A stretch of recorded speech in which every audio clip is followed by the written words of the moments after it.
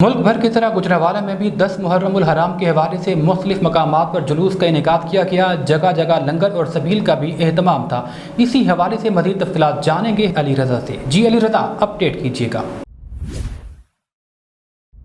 जी बिल्कुल, मुल्क भर की तरह गुजरांवाला में भी 10 मुहर्रम हराम के मौका पर मुख्तलिफ इमाम बारगाहों से जुलूस बरामद हुए। इस वक्त मैं मौजूद हूँ कॉलेज रोड पर गुलस्तान माफ़रत इमाम बारगाह के करीब।